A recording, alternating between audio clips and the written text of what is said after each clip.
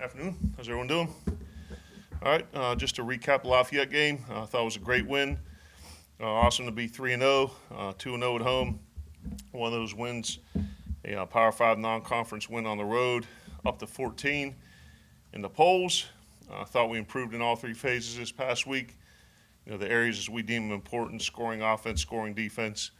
We're towards the top of the SEC in the country in both of those categories. I think we're doing a real good job on kickoff return. Excuse me. A couple other areas that we deem as important to being successful: turnover margin, explosive plays, doing a real good job there. Doing an excellent job on third down, offensively and defensively, and in the red zone. Reduced our penalties from 11 to 3. Limited our substitution errors, so felt real good about the game and where we were there. Certainly pleased but not satisfied. Still plenty of room to grow. Identified those areas in film yesterday, and certainly with our SEC schedule coming up, very small margin of error there, so we've got to continue to improve. Our players of the week, as voted by the coaching staff: on offense, Nick Fitzgerald; on defense, John Abram; on special teams, Marcus Murphy; scouts of the week on offense, Travis O'Connor; for defense, R.J. Jennings; and special teams, Torrey Dixon. Student athletes of the week were Leo Lewis, Stephen Guidry, and Devon Robinson.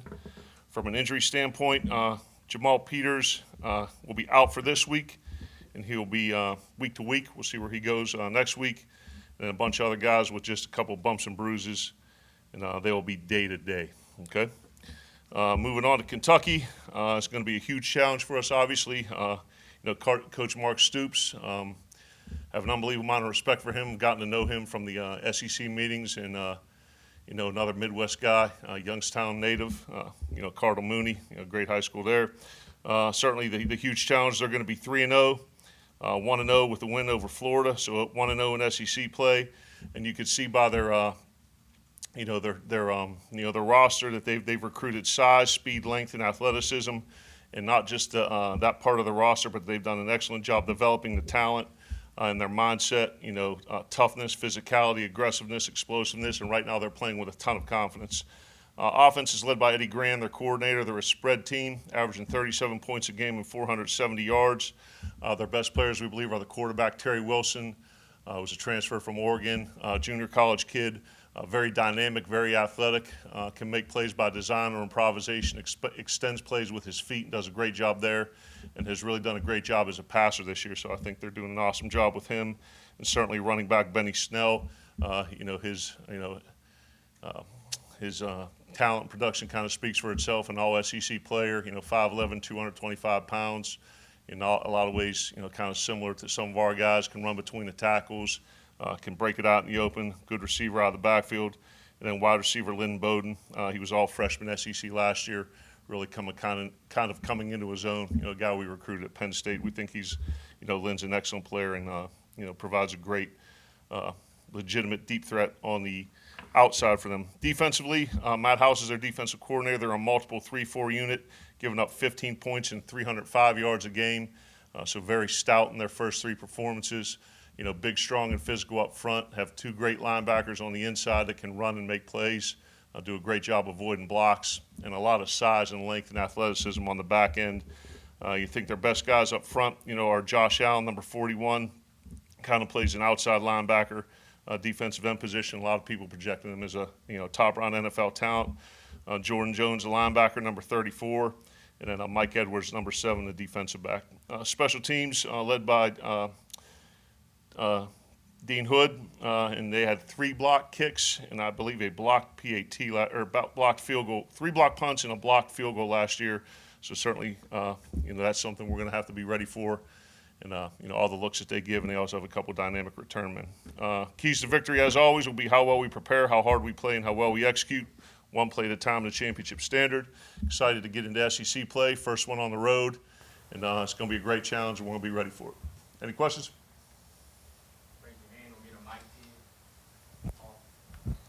With Jamal's situation, what do you kind of do there to kind of move things around? Is there a possibility that Chris Rayford possibly plays corner? Yeah, he's always been dual trained, for the possibility of that happening. So, he can get reps at safety, going to get reps at corner. We got, the other guys in there and we'll see how it goes this week based on the repetitions and their production in practice.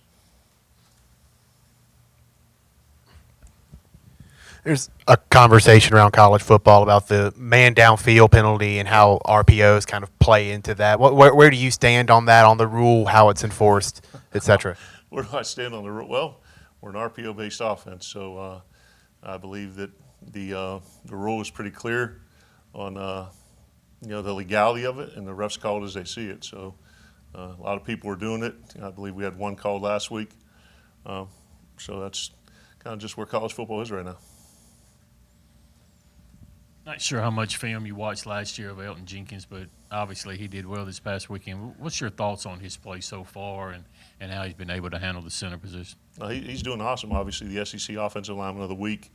The center's kind of the eyes and ears and brains of the operation, making all the calls, making sure everybody's on the same page. A guy with a lot of skill, a lot of intelligence. Very physical, very athletic. So we're certainly pleased with how Elton's been playing. Coach, 3 blowouts so far. What have you been telling to the team, and how prepared do you think they'll be if you get into the second half of one of these conference games and they're going to have to win it there? Yeah, I think certainly going back to our thought process during camp of being able to handle prosperity and adversity. So we just have to prepare ourselves for the situation that would love every game to go according to plan and win by a significant margin, but I just don't think that's the reality of it. So I think you don't rise to the level of the situation. You fall back to the level of your preparation. I think everything that we've done in spring ball and fall camp and putting ourselves through those, we talk about situational awareness and going through those things during the course of the week will prepare us if and when one of those situations arises. Keith Mixon, coming into this year, even in camp, had told me that he thought that he didn't know for sure if he'd ever really be back to himself, kind of thing. But Yeah. he offensively has been a big part of what you've done so far. I guess what were your thoughts on him, coming in as he was injured and things, and has he exceeded the expectations that you thought that he would have? Yeah, I mean, you go back and look at some of the film from last year, and Keith, made some, very dynamic, explosive plays, and battled back hard from the injury. I think he's his own worst critic. He's very tough on himself, and that's a good thing because he wants to be the best player that he can be. And fought back to get healthy. I think we have 3 legitimate options at the slot position between he, Dedrick, and Keith, and certainly those guys, all fight for playing time during the week. I think Coach Getsy does a good job preparing them, and they were all given opportunities. And week 1 it was Austin. Week 2, Dedrick made some plays. And, Keith stepped up this week with 4 for 80 and a touchdown. So I think it's a luxury to have all those guys, but I'm very proud of the way he's approached it because football is very important to him, individual success and how the team does. So Keith's got a very bright future here, immediate and in the long term. Coach, it seemed there was a concerted effort to get Stephen Goodry a little more involved in the offense. What have you seen from him in recent weeks? No, I think the most exciting thing about Stephen's performance on Saturday is it was a validation of his practice habits during the week. So learning to go hard every rep when the ball's coming to you or not coming to you. And, that's tough to do sometimes because you're not sure based on the coverage where the ball's going to go. So I think he's training himself on a daily basis to be a top-level player in this league. And I certainly think he has the talent to do so.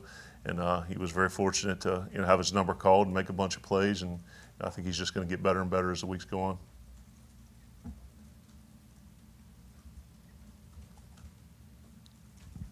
Coach, Kentucky runs some odd fronts, probably a little different look than we see in this conference.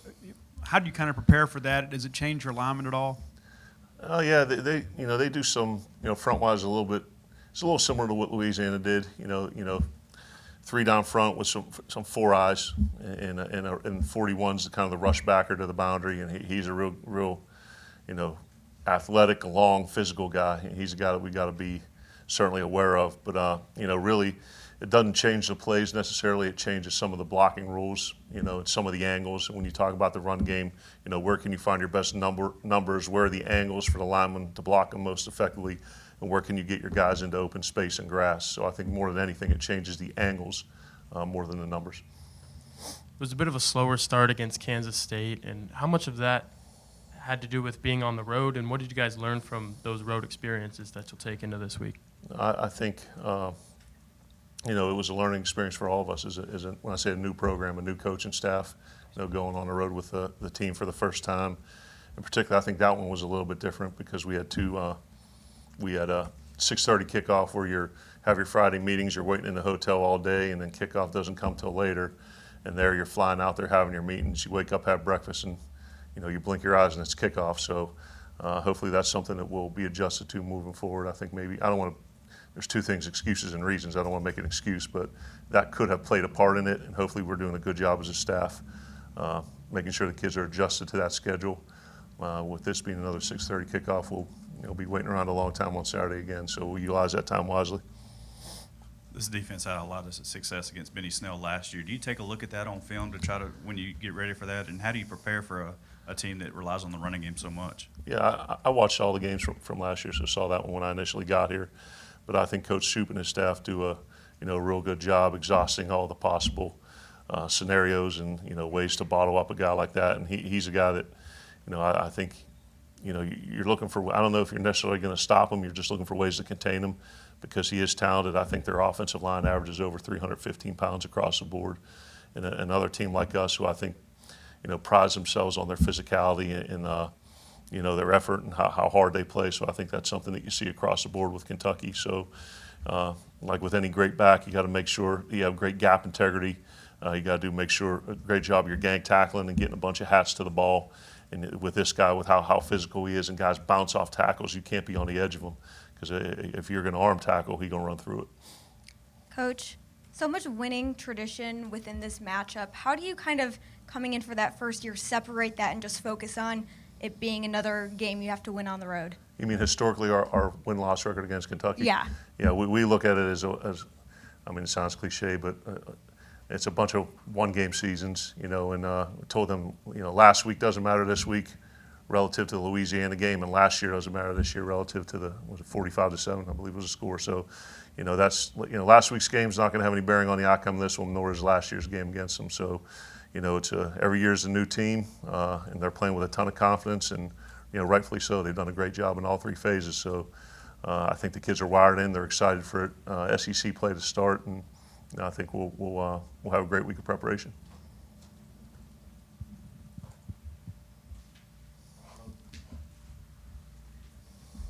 I could hear you. No, I'm just kidding.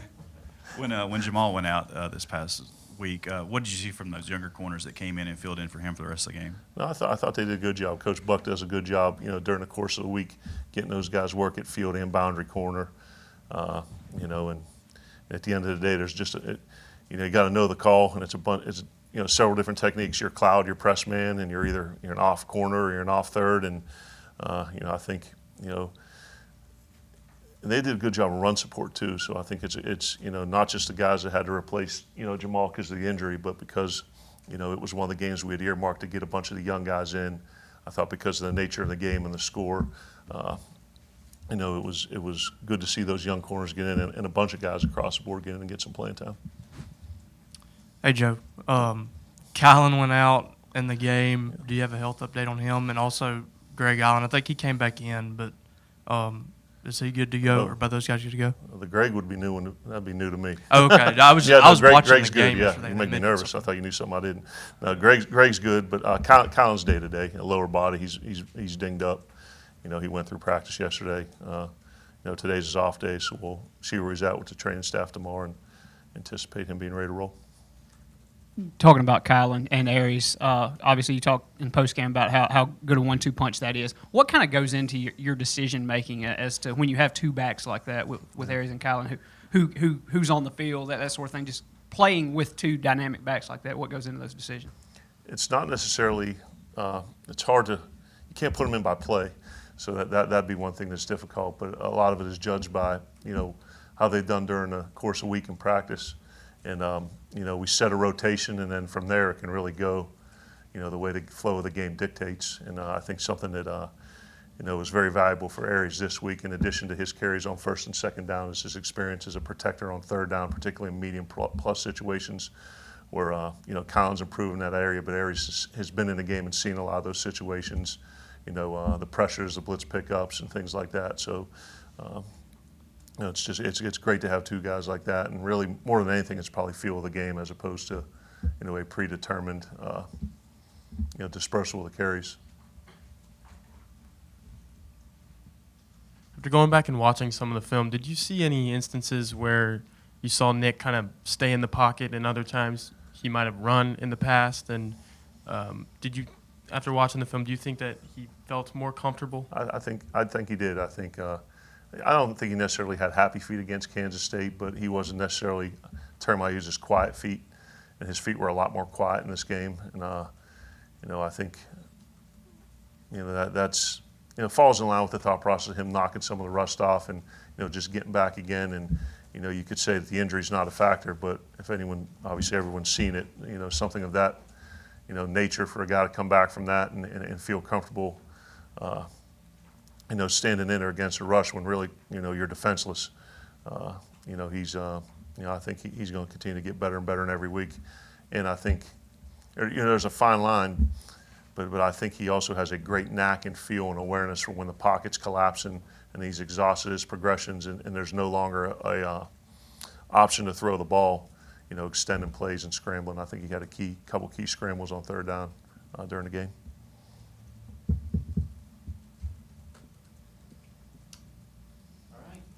Thank you. Appreciate it. Hail State.